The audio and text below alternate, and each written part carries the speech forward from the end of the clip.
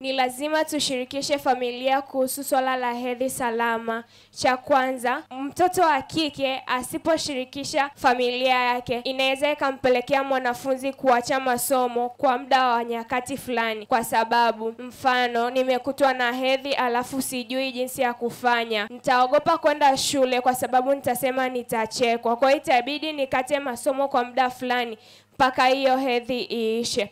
Afu cha pili, itafanya wazazi lazima ifike kwa ngazi ya familia, kwa sababu familia, wazazi ndo walimu wa kwanza wa mtoto. Kwa hiyo lazima tuambie wazazi ili watufunze sisi watoto, kwa sababu mfano umemwambia baba akapata kujua nini hedhi salama. Mfano nimepata hedhi na mfuata baba na mueleza baba. Babangu ananieleza, ananiambia mwanangu kipindi hichi kaa mbali na wavulana, jichunge. Mzazi atachukua hela yake na kwenda kununua, atakupa hela kwenda kununua pedi. Lakini isipofika katika ngazi za familia, mfano sasa nimekutwa na hedhi, hapo sasa mtoto wa kike, kumbuka hii umri wetu unafanya tuingie katika tuna kitu kinaitwa peer pressure, ambayo inamfanya mwanafunzi au kijana anafuata upepo wa vijana wenzake. Kwa hiyo mfano nikamfuata mwenzangu, nikamwambia leo niko hedhi, akaniambia umemwambia mchumba wako? Mchumba wangu naenda kumwambia kwamba niko hedhi. First day atanipa hela ya pedi, but the second day atanipa,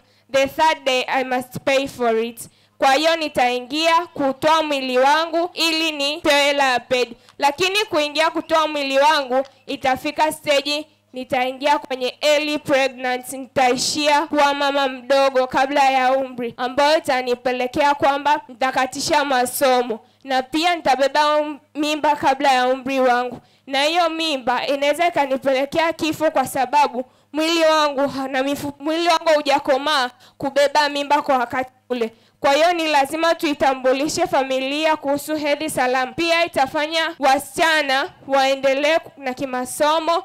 Pia itapunguza vifo vya wasichana, kwa sababu watakuwa wanapata mimba utotoni. Kwa hiyo nashauri serikali ya Tanzania na Mama Samia, naomba mfikishe hedhi za familia. Pia na mataasisi mengine, naomba mtembelee shule, muwe mnatupa pedi, kwa sababu wazazi wengine hawana uwezo wa kununua pedi salama.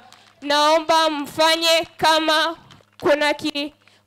kuna organization nasema muwezeshe. Jamani, naomba mtufanyie kama wale wengine, mfike shuleni mtoe pedi ili tuweze kujikinga, na mtupe elimu ya kuwa na kuhusu hedhi salama ili tuwe salama.